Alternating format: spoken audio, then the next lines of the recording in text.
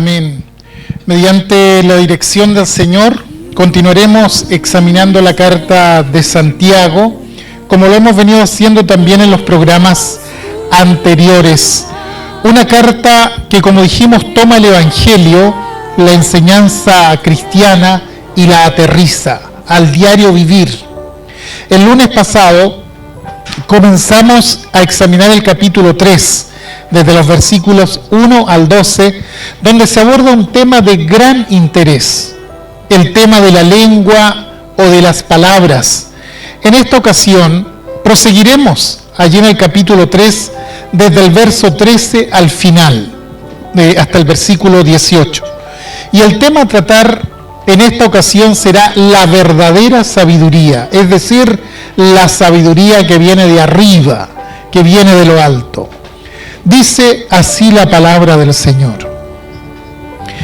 ¿Quién es sabio y entendido entre vosotros? Muestre por la buena conducta sus obras en sabia mansedumbre. Pero si tenéis celos amargos y contención en vuestro corazón, no os jactéis ni mintáis contra la verdad, porque esta sabiduría no es la que desciende de lo alto, sino terrenal, animal, diabólica. Porque donde hay celos y contención, allí hay perturbación y toda obra perversa. Pero si la sabiduría que es de lo alto es primeramente pura, después pacífica, amable, benigna, llena de misericordia y de buenos frutos, sin incertidumbre ni hipocresía, y el fruto de justicia se siembra en paz para aquellos que hacen la paz. Hasta ahí leemos la palabra del Señor. Solo por curiosidad y formación personal, cierto hombre realizó un estudio sobre la vida y la obra de Adolfo Hitler, tristemente célebre por llevar a cabo el denominado Holocausto, donde se estima la muerte de 11 millones de personas, entre ellos 1 millón de niños. Después de estudiar sobre el régimen nazi de Hitler desde una mirada muy objetiva, este hombre llega a la conclusión de que Hitler fue un hombre muy inteligente, que era un genio de la organización política, un dirigente excepcional con una gran capacidad para llevar a cabo su conocimiento. Es decir, no solo planeaba, sino que podía llevar a la práctica sus planes de una manera extraordinaria. Entonces, concluye este estudiante, ¿cómo es posible que un hombre tan sabio pudo haber hecho tanto daño a la humanidad? Ahora queda la pregunta, ¿realmente Hitler fue un sabio? ¿Qué es la sabiduría? Hoy analizaremos el significado de lo que es la sabiduría y espero que podamos sacar conclusiones con respecto a esto. En el pensamiento hebreo hay una cantidad de libros que se les conoce como los libros sapienciales o de sabiduría.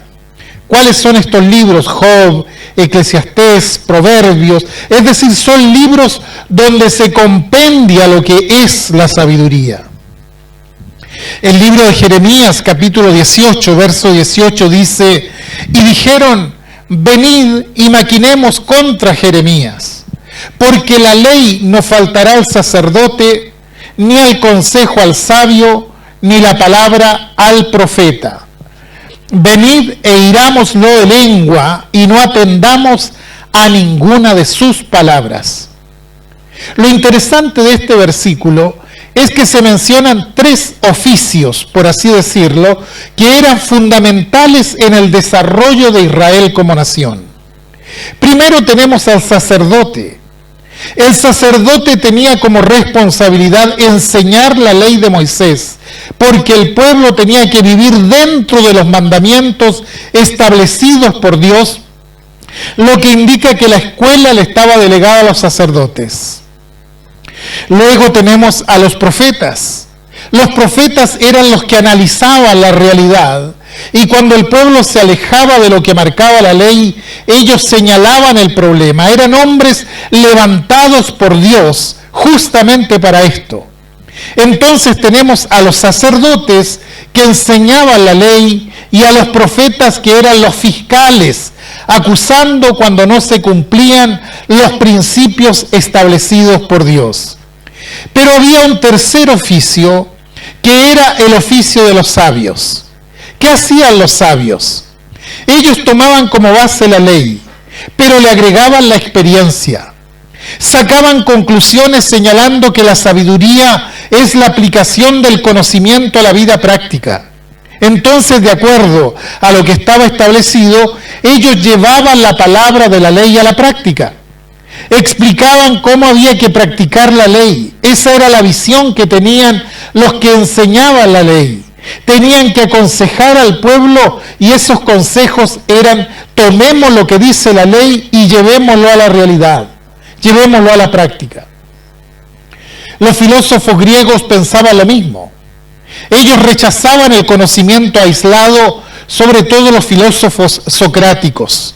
Desarrollaban un conocimiento teórico, pero lo unían a la práctica. Es decir, la sabiduría no estaba en el mero conocimiento, sino en saber cómo aplicar ese conocimiento a la práctica, a la vida diaria. Entonces, nos vamos dando cuenta que tanto los hebreos como los griegos definían la sabiduría de esta manera: en aplicar a la práctica el conocimiento. Tenemos que decir entonces que un sabio es quien se vale con éxito del conocimiento, de la inteligencia, ya sea de su propia experiencia o de la experiencia ajena, para resolver problemas, para evitar peligros y para avanzar hacia objetivos claros. Ahora, si esto se lo aplicamos a Adolfo Hitler, ¿diríamos que fue un sabio? Y tendríamos que decir que sí. ¿Por qué? Porque usaba el conocimiento, la inteligencia y la experiencia, ya sea propia o ajena, para resolver problemas y lograr los objetivos. Entonces era sabio en ese sentido.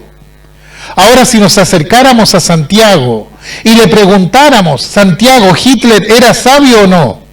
Él diría: sí, era sabio, pero hay dos tipos de sabiduría. Y acá entra el problema ético de la sabiduría. Entra el problema fundamental. Hay dos tipos de sabiduría. Santiago resuelve este problema explicando algo que es fundamental. Frente a esta pregunta nos diría: si ustedes quieren considerar a Hitler como una persona sabia, ustedes pueden hacerlo. ¿Por qué? Porque tomaba lo que sabía y lo aplicaba a la realidad. Pero hay una sabiduría que viene de arriba y hay otra que viene de abajo y nos conduce a la solución del problema. No se trata de una sola sabiduría. Hay una que viene de arriba y hay una que viene de abajo, que contrasta con la anterior. Y contrasta no en la definición, sino en lo que produce. Y nos introduce, como decía, al tema ético de la sabiduría. Hay una sabiduría que es de abajo, que es terrenal, es decir, tiene que ver con el conocimiento natural de los hombres, pero que no es una sabiduría proveniente de Dios. ¿Por qué? Porque su origen es humano, su metodología es humana, porque desconoce la pauta espiritual, porque se maneja con pautas de abajo, porque responde a las pasiones de los hombres y que va a recurrir a la astucia muchas veces, al engaño, a la trampa, a la hipocresía. Es decir, toma todo el conocimiento, pero lo usa con astucia, con engaño, con hipocresía, para alcanzar sus propios objetivos, ya sea el placer, el éxito, el poder, y utiliza todo esto y lo hace de la misma forma en que el sabio utiliza el conocimiento para hacer el bien. Él lo usa para el mal. Esta sabiduría, dice Santiago, es terrenal, es animal. La palabra animal deriva de la palabra ánima, alma. Es lo que tiene alma simplemente. Se refiere a la vida física, a la de los afectos, de las emociones, pero únicamente orientado hacia lo físico, al placer. Es decir, que ignora la parte espiritual, que habla y que habla solamente de qué es lo que yo quiero, qué es lo que yo deseo, qué es lo que me apetece. La sabiduría de abajo ignora la parte espiritual, habla únicamente de los deseos y de los apetitos humanos y usa la sabiduría para satisfacer los propios apetitos, para buscar el bien, no para usarla para beneficio del prójimo ni con temor de Dios, sino simplemente para lograr sus propios objetivos. Entonces Santiago trae una exhortación y dice: tengan cuidado con esto. Tengan cuidado porque hay una sabiduría que es de abajo, que nace de la parte caída del hombre, que ignora lo espiritual y está inspirada por Satanás, es diabólica, responde a los intereses del mismo infierno. Esta sabiduría produce gente y acciones que cumplen los propósitos de Satanás. Y entonces se diluye el problema de la sabiduría. ¿Por qué? Porque el hombre que estudió a Hitler se daba cuenta de que Hitler era muy inteligente, que aplicaba el conocimiento a la realidad, pero no tenía en cuenta a Dios. Buscaba satisfacer únicamente sus ambiciones humanas, practicaba en forma brutal el poder y produjo caos, muerte, desolación, angustia, amargura, todo esto. Ahora, ¿por qué hace esta división Santiago? Porque la sabiduría de abajo está en ese momento afectando también a los cristianos. Quizás no se daban cuenta, pero usaban la sabiduría de abajo y no la de arriba. Y si ustedes se fijan en el pasaje que leímos, comienza diciendo: ¿quién es sabio y entendido entre vosotros? Muestre por la buena conducta sus obras en sabia mansedumbre. En otras palabras, ¿quién se cree sabio entre ustedes? Muestre que su sabiduría es de arriba, que no es de abajo. ¿Y dónde lo tiene que demostrar? En su conducta. Ahora, ese efecto dañino que una sabiduría humana hace en cualquier organización humana fue una de las cosas que Jesús combatió permanentemente entre sus discípulos. Cuando Jesús decidió llamar a los 12, tuvo a 12 personas que se guiaban por la sabiduría terrenal, animal y diabólica. Esa gente a la que Él llamó, que hablaba de cosas espirituales, que seguía al Señor, sin embargo, no pensaba como debía pensar y utilizaba una sabiduría de abajo para moverse. Por eso les costaba manejarse espiritualmente.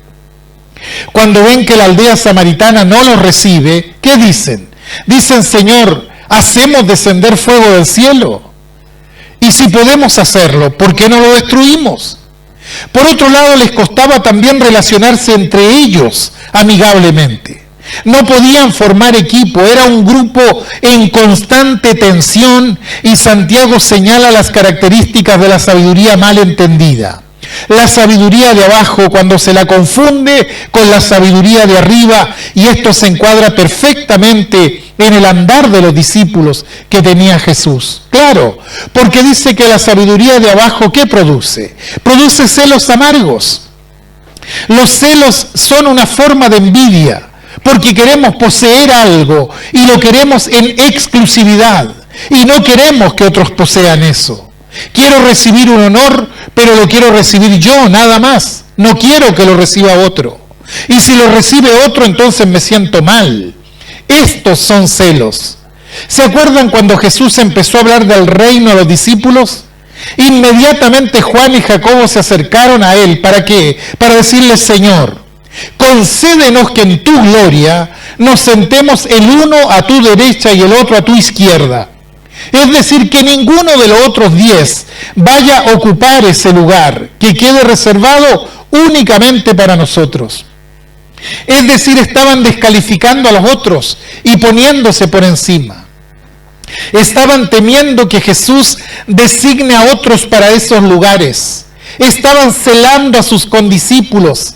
Y cuando lo oyeron los 10 restantes, comenzaron a enojarse contra Jacobo y Juan. ¿Por qué? Porque todos decían, yo tengo más mérito que él, yo tengo más mérito que el otro. Ahora, ¿cuál de las dos sabidurías estaban usando ellos? Claramente la terrenal, la animal, la diabólica. Por eso Jesús tuvo que decir a la gente que se acercaba a él, ustedes no saben de qué espíritu son. Es decir, estaban con Jesús, pero tenían amarguras, tenían celos amargos entre ellos. Y Jesús tuvo que enseñarles a pasar por sobre esas cosas y a utilizar una sabiduría que no produjera esas cosas. Y la segunda cosa que señala Santiago era que producía esta sabiduría de abajo, produce contiendas en el corazón. Y estas lógicamente provienen de los celos, la intranquilidad del corazón, la intranquilidad en el sentido de que el corazón se dispone a la contienda, a la lucha, entrando en un estado de beligerancia permanente, animosidad contra el otro, resentimientos acumulados. Entonces basta solo una chispa y se produce una explosión. Jesús combatió ese estado de beligerancia, de hostilidad.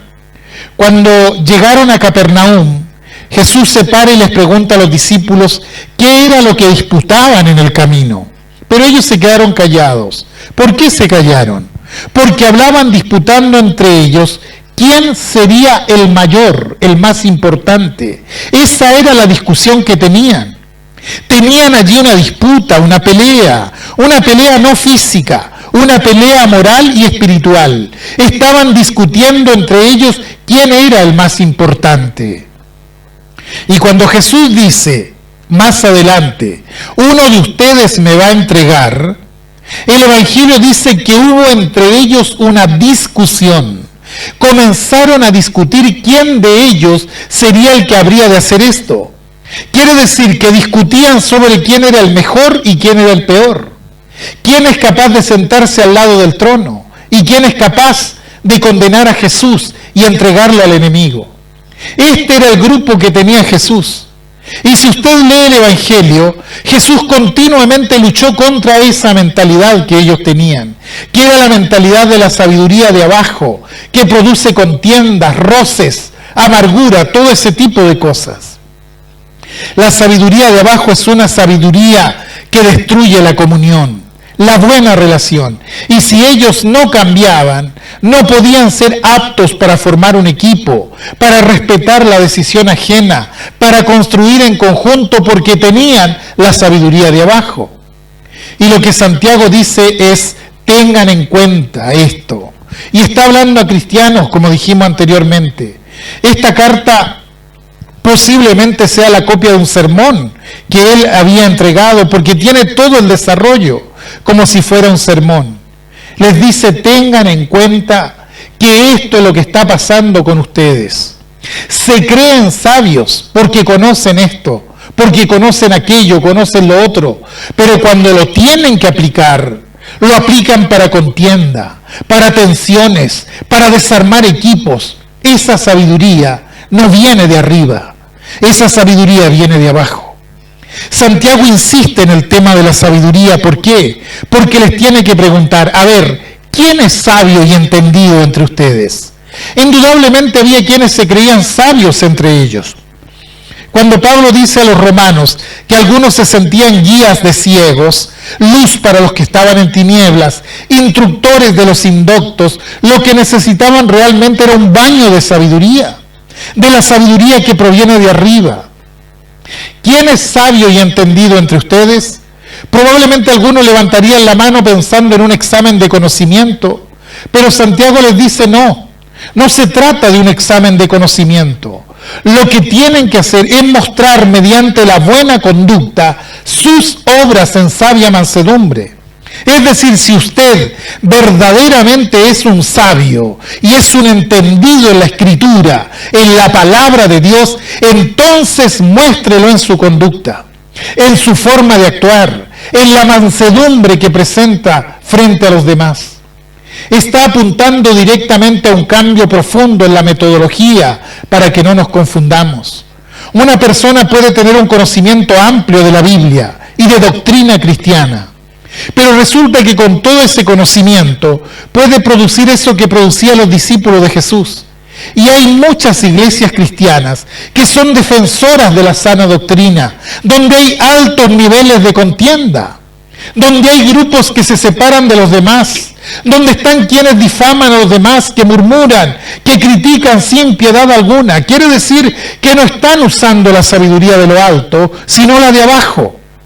Porque la sabiduría de lo alto, la que proviene de Dios, Santiago la define diciendo que es primeramente pura. Es decir, no tiene relación con el pecado, con el mal. Luego dice que la sabiduría de arriba es pacífica, es decir, no tiene relación con la violencia, que es amable, no crea tensiones, que es benigna, no tiene malicia, que es misericordiosa, que no es intolerante, es fructífera, no es estéril, sin incertidumbre porque no es variable, sin hipocresía porque no tiene doblez. Esto es lo que produce la sabiduría que viene de Dios. Y es tremendo lo que Santiago está diciendo, porque dice que la verdadera sabiduría tiene que producir en mí algo que afecte también mi vida de relación con los demás, que me ayude a la convivencia, que yo sepa relacionarme, que salga de la inmadurez y para ser maduro en mi vida de relación, maduro en la forma de conducirme. Y por eso levanta la voz diciendo, bueno, ¿quién es sabio y entendido entre ustedes? ¿Se acuerdan que empezó el otro párrafo también diciendo algo semejante? Empezó diciendo, no os hagáis maestros muchos de vosotros, sabiendo que recibiréis mayor condenación. ¿Por qué? Porque hay una sabiduría que es terrenal, animal y diabólica, que se levantaba porque tiene conocimiento, pero que no engendra en la persona lo que debe engendrar. Y como hemos dicho anteriormente, Santiago nos baja la realidad de que la fe no es teoría, sino que es algo que uno tiene que vivir, que la fe es algo que hay que llevarla a la práctica. Y concluye diciendo, el fruto de justicia se siembra en paz para aquellos que hacen paz. Vivimos en una sociedad que pareciera exaltar los antivalores. He escuchado a personas que dicen, no, lo que pasa es que yo soy rebelde. Y creen que ser rebelde es un valor. No, la rebeldía no es un valor, es un antivalor. La rebeldía siempre ha sido un antivalor en todos lados. ¿Por qué? Porque la rebeldía que trae contiendas, que trae divisiones, trae dolores, trae todas esas cosas, es sabiduría probablemente, pero es sabiduría terrenal, animal y diabólica. ¿Por qué? Porque destruye. Sin embargo, muchas veces se pone la rebeldía como si fuera un valor. La paz es la relación armoniosa con Dios y con el prójimo. Y Santiago dice que el fruto de justicia debe ser sembrado en paz. Es decir, mediante una relación armoniosa, hacia arriba, hacia Dios y hacia el lado, hacia el prójimo. Se siembra en paz para aquellos que hacen la paz. Si queremos frutos de paz, de justicia, tenemos que tener paz con Dios. Y tenemos que tener paz con los hombres. Cuando tengo esto, estoy inserto en la verdadera sabiduría. Es una siembra cuyo fruto será siempre la paz. Claramente vivimos tiempos de muchísimas tensiones en todas partes. En todos lados se recurre a la violencia de todo tipo. El otro día leía sobre la violencia en Nigeria contra los cristianos. Hay una crueldad inusitada de muertes y quemas de iglesias cristianas. Y los cristianos no saben dónde refugiarse, porque son las masas las que pasan por encima de ellos. ¿Por qué? Porque se ha venido ejerciendo violencia de años. No es que surgió de la nada toda esa animosidad. Es toda una historia de violencia. Y a la violencia se le suma la contraviolencia. Y vamos sumando perseguidos, heridos y muertos. Y el peligro de que esto siga creciendo es una realidad espantosa. Este es el mundo en que vivimos. Y resulta que nos hemos acostumbrado tanto a la violencia que hay ocasiones en que ni siquiera la detectamos. Ya no nos damos cuenta qué es violencia. Escuchamos discursos violentos, diálogos violentos a través de los medios de comunicación. actitudes violentas, decisiones violentas. Esto es lo que estamos viendo, lo que estamos viviendo hoy.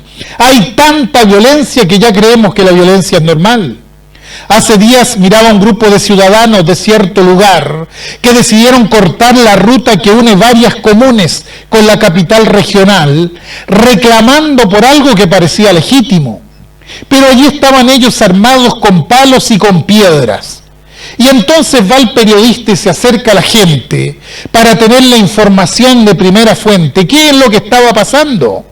Entonces los protestantes decían, mire, nosotros estamos en esta protesta pacífica porque tenemos estas demandas. Y yo miraba y decía, pero esta protesta no puede ser pacífica. Yo no veo lo pacífico en esta protesta. ¿Por qué? Porque si usted quiere pasar por ahí, porque tiene que ir a hacer algún trámite urgente a la capital regional, usted no puede pasar porque le van a cerrar el paso. Y tiene frente a 400 o 500 personas esperando con palos y con piedras a ver si usted se atreve a pasar por el lado. ¿Qué es esto? Esto es violencia pura. Esta no es una protesta pacífica. Primero porque no es una actividad oficial y en segundo lugar porque ¿cuál es el objetivo? Perturbar, y eso es violencia. Pero la persona decía, y nos hemos tomado la ruta en forma pacífica. No, eso nunca ha sido pacífico, eso es violencia pura, porque violenta mi derecho de llegar a donde yo debo llegar. Ahora también existe la violencia verbal y la vemos todo el tiempo. En televisión, por ejemplo, usted está mirando televisión y de pronto uno de los que interactúan lanza una palabrota de grueso calibre. Eso es violencia. Sí, porque me está violentando moral y espiritualmente. Eso es violencia. La mentira también es violencia. Es decir, vivimos en un mundo donde la violencia es toda una metodología. Todo es agresión, todo es intimidación, todo es furia, amenaza, provocación.